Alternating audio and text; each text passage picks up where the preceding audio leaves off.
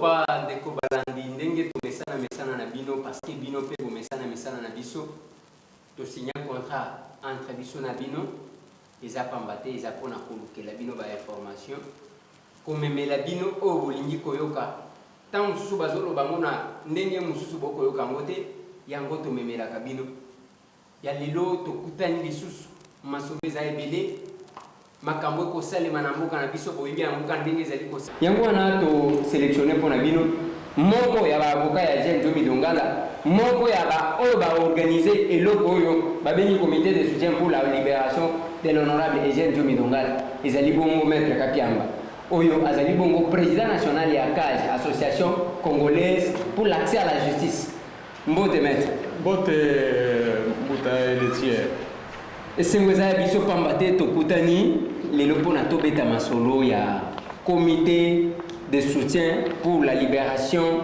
de l'honorable Jean Domi Dongala ezanina.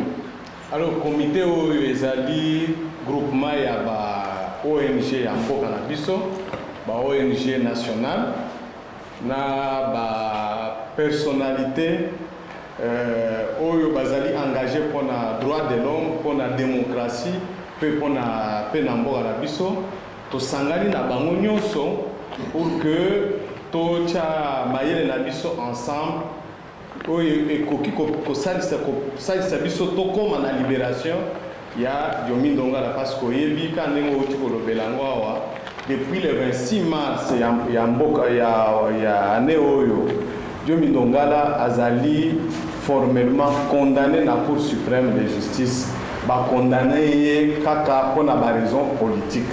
Donc biso to sepeli na condamnation anate yango siko tozo bunda na bande mosusu pour que to salisa ye abima na prison. Na bande ko mosusu banani par exemple. Alors mais entre temps tozali 5 organisations ya droit de l'homme oyo na boyi ko tangira yo tozali na ACAJ association congolaise pour l'accès à la justice à CAJ oyo ezali ya biso tozali pe na organisation mosusu komo nango en judiciaire tozali pe organisation ya droit de l'homme tozali na ligue des électeurs LE donc tozali pe na organisation fondation Bill Clinton pour la paix et puis tozali pe na voix des sans voix pour les droits de l'homme sans oublier nouvelle société civile. Donc tala l'organisation nyoswana to sangani pour que to sala moi makasi to salisa ndeko na biso Domi Dongala abima na prison parce que ba condamné inutilement. Voilà, maître pona nini bozeli kaka condamnation salema bongo sangana pona ko déclarer libération na yebo sala kango avant te pona te to sala to zela quitté depuis que Domi Dongala zalaka victime ya harcèlement politique depuis plus de 2 ans biso nyonso to zalaka sima ya Domi Dongala to landela kama kamonaye depuis arrestation na ye na parquet général tina ndenge bayi ko condamné na cour suprême to sala ki ba déclaration ebele ba réunion ba plaidoyer to kutani na ba autorité ba tu ambassade ba tu ebele même na niveau international to sali ba démarche ebele mais malheureusement ba effort nyonso ana et puis ça qui résultat positif concrètement c'est parce que ba konzi ya mboka na biso ba bandaki pour en vouloir Domi Dongala donc pour ça na bango ezali kaka à tout prix Domi Dongala azala na prison bakanga ye na prison de sorte que na période ya ba élection azala à l'écart parce que présence na ye ezo déranger batua régime na biso présence na ye ezo déranger batua régime bino bozaba défenseur des droits de l'homme comment vous voulez défendre moto bazo poursuivre pour un viol c'est comme en quelque sorte vos partisans et vous défendre un violeur à taille moko état de droit autour de le bureau te zali oyebi que ndenge yo tunyawa oza mutu ya liboso te mais bazaki ebele bato batunaka biso o makambo ya viol wana ezali makambo ya lukuta ezali pur montage politique oyo ba adversaire na ye politique oyo koloba o baza na pouvoir basalaki yango pour que ba justifier ndenge batie na prison. Il fallait kozwela ye moi raison moko boye pour que bato bandima ke voilà c'est avec raison kaza sikoyo na prison wana biso tolandeli makambo wana tosalaki mpe bankete na biso oyebi mosala na biso ya ba ONG ezalaka soki moto aye apesi bino réclamation na ye ou bien à déposer document na ye tosalaka mpe contre enquête tosalaki contre enquête ebele au fond toye kotala tozwi na preuve elakisi que makambo wana ezalaki montage pour que ba justifier kaka ndenge batie na prison. Donc aza mutu ya liboso te boyebi ke baza ebele. C'est la même chose avec pasteur Coutinho. Qu'est-ce qu'on n'a pas raconté? Basaleli pe ka montage ya ndenge wana bakangi ye na ndenge aza na prison lelo ezalaka nini mpona pasteur Coutinho parce que azalaka accusé comme soutien il y a Jean-Pierre Bemba. Donc, on connaît bien comment ça fonctionne dans notre pays. Et puis par après, il y a Diomi Ndonga la Bakangie. Il y a Kanga. Plus de 12 personnes, plus de 10 personnes, il y a 13. Parce que Mokona Bango a Koufaki na prison pendant détention. Balobini, que voilà, Tokangi Batouana, Bazaki na groupe Moko, Oyo Babenga ki Bango Moko, Imperium. Bazaki groupe moko monté par Diomi Ndongala pour que ba renverser régime en place. Nyo sezalaki kaka lokuta makambo ya lokuta bato bayebani te na mama Marie José wana kutu ayebi ata Diomi Ndongala te ayebi peut-être ayebi ka partir ya ba image ya télévision mais ayebi te talaka ndenge basambusaki bato wana avant que baya ko libérer groupe ya 12 wana par l'amnistie. Donc c'est vraiment les mêmes jeux. Biso na organisation biso ya droit de l'homme. Toyebi ndenge nini batu ya régime bazo utiliser ba argument wana pona ko esaka kaba. Voilà, maître Kapiamba avant que nasenga élément moko ya ba témoignage ya bande konsusu. Tongina tuna boyoza avocat. Oyebi pona nini na sepeli ko sala na émission parce qu'il faut éclairer opinion. C'est ça.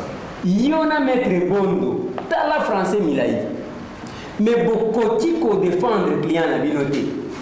Bargument surtout à nos oloba. Beaucoup de pèse à la justice, au lieu de plaider, beaucoup de soulever exception. Mouké, vous soulevez exception. À un moment donné, vous êtes à la base de la condamnation à tout. Par le fait que, au lieu de plaider, vous êtes politique. C'est politique. Au lieu de samba, vous gagnez. Comme ça, moi, on a dit que la guerre, l'accusation, surtout, et que la politique est intervenue pour que va condamner. Vous avez abandonné Diomi devant les juges. Ou bien vous mettre Gérard Wana.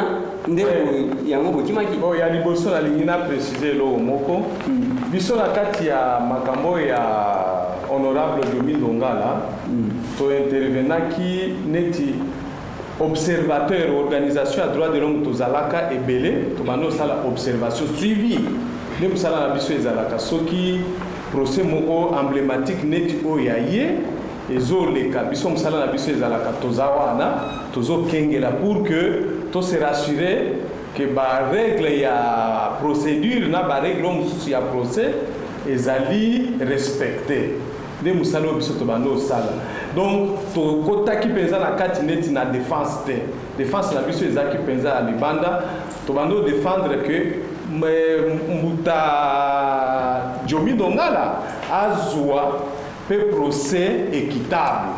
Donc voilà la première précision. Maintenant sikoyo olobi que défense ba avocat ya défense na ye basala ki neti retrait babandona ki était basala ki musala na bango na ndenge ya malamu biso tolandeli yango et puis biso tanto tosalaka analyse na biso tosalaka yango de manière objective. Si nous avions constaté que à un certain moment basala ki moi mbeba muke basala ki penza compétente tolinga to le belango. Mais to constate quand même que au niveau de la Cour suprême procès ezalaki équitable, c'est-à-dire na ndenge salamaki ezalaki na ndenge oyo ya korespecte barègle ya bainstrument ya Nations Unies te mpe na constitution na balwa mosusu ya mboka na biso te. Ezali eloko wana nde epusaki bango baloba balongwa na bar. Epuis na ntango mpe balongwaki na kati ya procès bazongaki na babon. Ezalaka nango ka ndenge bavoka basalaka bolongwe epuis bofandi pour que bajuge bazwa mayele base ressaisir babongisa eloko oyo pour lequel osali protestation wana. Mais curieusement na makambo ya Yomi Ndongala bajuge batenaki compte ya eloko wana te, bakontinuaki. Ezali violation grave biso tozalaki wana na Cour suprême.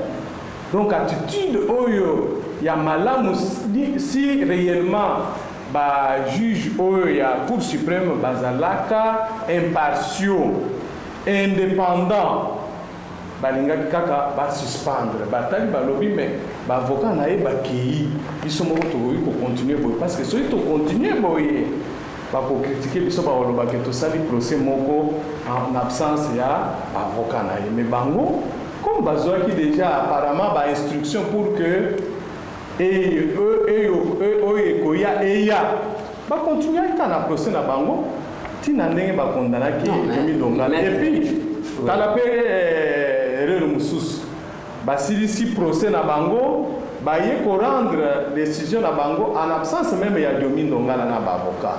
Ti lelo oyo oyebi ke baavocat ya Yomi Ndongala bazokozwa décision yango te parce que na ye mpe Yomi Ndongala azwaka nano décision te banotifiaka ye décision te esalaka te. Donc l'essentiel mpona bango ezalaki kaka kokende na n'importe quel moyen bakomaka na suka na bango ezalaka condamnation et puis le reste là tokogere. C'est ça. Maître,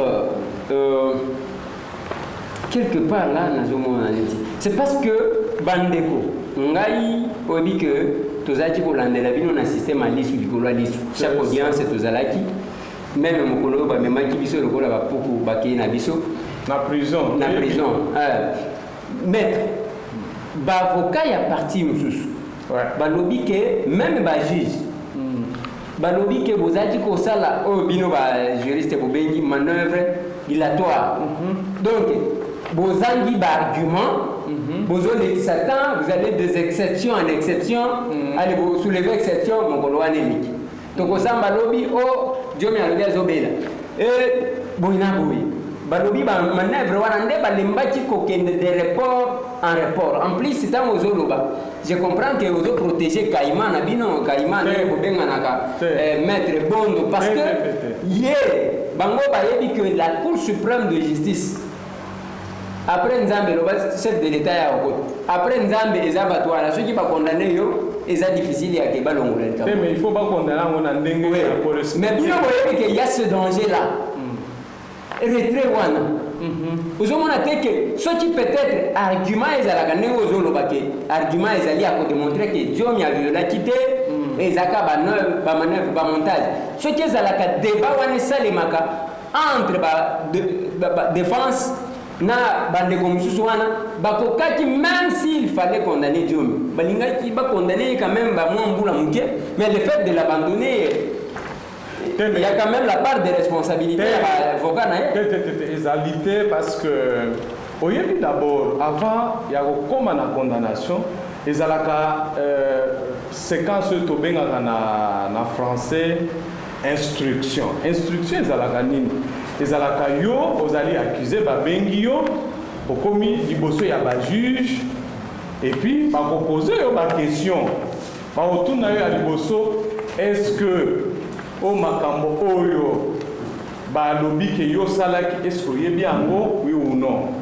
yo opesa baréponse na yo généralement bato balobaka nayebi yango te wana instruction sikoyo ekobanda yo oyebi yango te sikoyo soki yo opesi réponse ya ndenge wana baotuna sikoyo procureur parce que ye nde organe ya poursuite baoloba mais procureur yo olobi ke moto nde asalaki makambo wana ye sikoyo alobi ke ayebi yango te yo olobi nini procureur epesi ba oloba mais andimi yango lisusu azoboya voilà botuna ye est-ce que mokolo tel azalaka place tel te azalaka na mutu tel te voilà par exemple ntango asalaki makambo wana voilà bapièce biloko tokutaki tokangaki baprocédure tosaki obandisi oyo obimisa ezalaka débat ezalaka ekozwa ata le minimum c'est 3 heures ekozwa ata quelques jours batémoin bakodefile et puis baotuna yo mpe accusé baotuna soki oza mpe na batémoin na yo soki oza na batémoin okoki mpe kotanga opesi bakombo na bango mpe na niveau ya cour bakobengisa bango baintervenir mais na procès oyo ya Diomi oyebi ke incident wana retrait ya bavocat wana ya défense esalami kaka na juste après audition ya bafille mibale babengaki bafille bapose bango quelques questions et puis batunika Diomi Ndongala réaction na yo eza ndenge nini ya lobi na yebi te wana nyonso wana ezali kaka montage eza biloko batie bango déjà na monoko pour que barépéter yango facilement maintenant normalement après étape wana il fallait sikoyo étape ya débat contradictoire na procureur ebandaki nanu te bato ya défense basengaki entre temps examiner exception moko juge baboyi koexaminer exception wana le wana epesaki kanda na bavocat na ye balobi te avant que to banda étape oyo ya badébat contradictoire entre Diomi Ndongala na procureur avant que to koma pe na comparution, c'est-à-dire pour que témoin ya Diomi baya pe lisusu tolingi na botalela biso bo pesa biso réponse na makambo etali filiation ya bana basi anana papa oyo akenda kotika plainte oyo se présentaki devant ba juge neti papa na bango ye il faut eloko wana apesa réponse ya olobi par exemple que mutu tel aya olingi mutu wana aya po aloba nini yo mo bien parce que mutu wana azalaka nanga oyo nga nabimaki na place tel mais bango siko balobi que moi à telle heure nazaki place tel alors que moi j'étais à un autre endroit au moins donc moi ça fait partie de ce qu'on appelle le droit de la défense ezali na pouvoir réagir ya ko décider te que yo choisir défense na te wana za eloko na été donc c'est dans la même chose na makambo ya Diomi Ndongala étant donné que la défense na ye a estimé que étant donné que nani mutu wana papa wana yende akenda ko tia plainte na ye na police na bato ya police balobaki que papa wana nde akenda ko benga bango pour dire voilà oui ndebo ya lobaki donc on échange biso de que pendant que monsieur Kennedy azalaki ko beta bana na ye nde bamoni général Célestin Kanyama et général Célestin Kanyama azalaki soki koleka quelque chose comme ça moni bango na ba biloko eloko to bengaka réquisitoire ya ministère public na ba procès verbaux ezalaka na dossier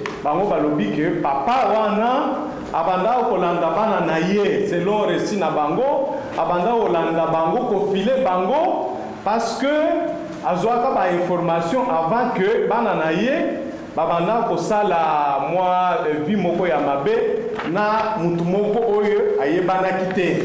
C'est pour cela que mukolo ana décidaka pour que afile bango derrière pour que aye ba place nini bana wana bakende.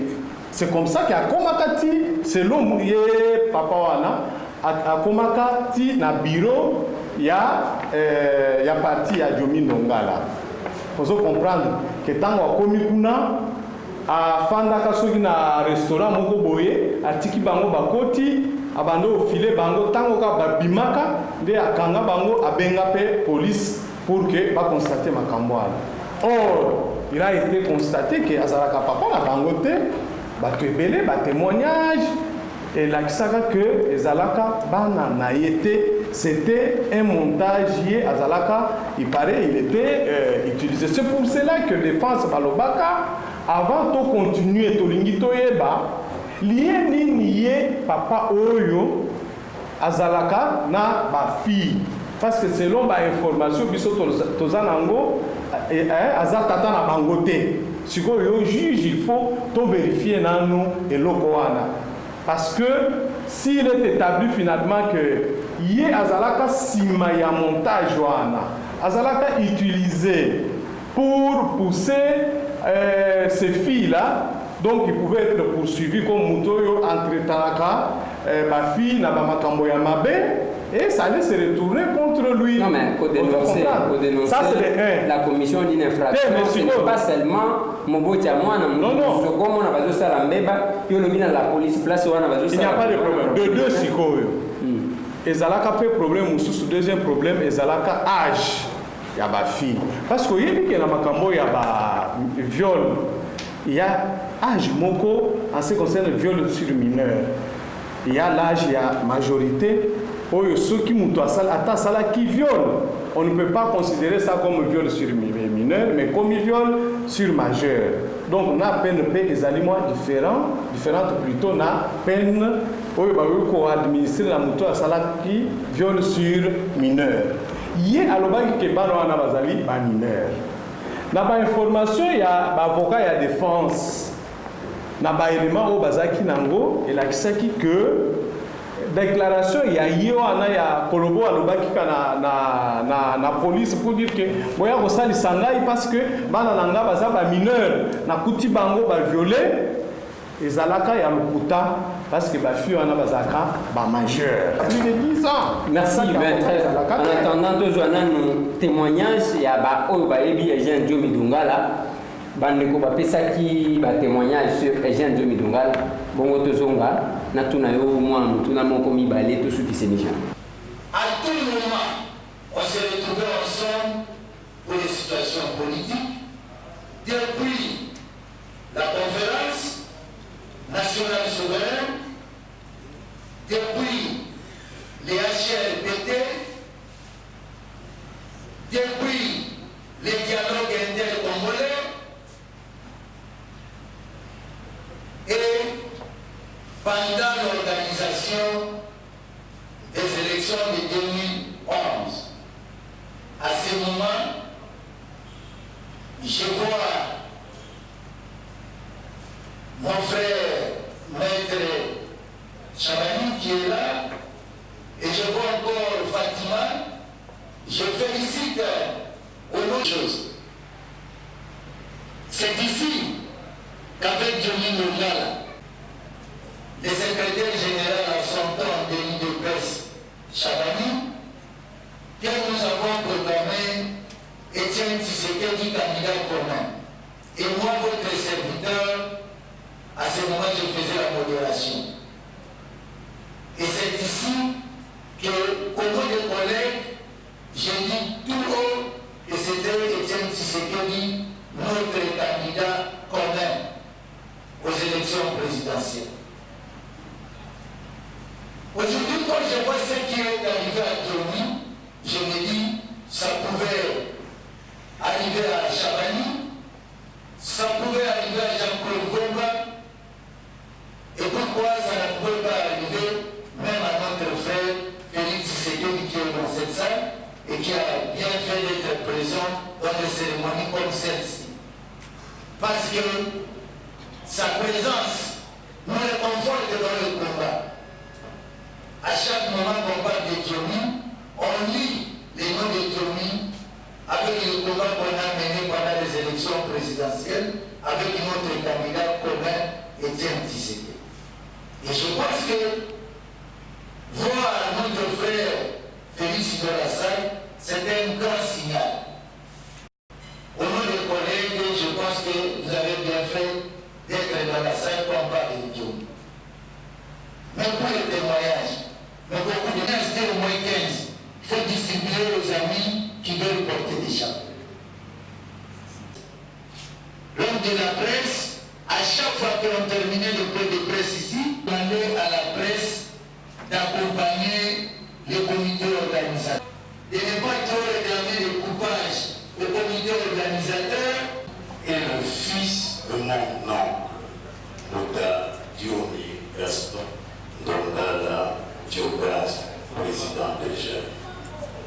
Vous savez tous que je suis député national de Kassamoulou et que mon frère du président Diomi, ce sont les tripes qui poursuivent. Que dois-je dire? Nous savons tous, comme c'est que vous avez dénoncé, le camarade, voilà, c'est un prisonnier politique personnel de M. Kabila Joseph. Qu'est-ce que vous voulez qu'on puisse dire plus? Je le dis toujours, dans ce pays, nous qui avons encore quelques restes de journées de liberté, le jour qu'il voudra nous prendre, il nous prendrait. Ne vous en faites pas. Parce que la démocratie que nous avons tous souhaitée et que d'autres ont perdu leur vie n'est pas encore d'actualité dans ce pays. Pour des histoires de futilité, on ne regarde que les Congolaises et les Congolais. Mais pour des histoires qui concernent la nation, les autorités tant gouvernementales, sécuritaires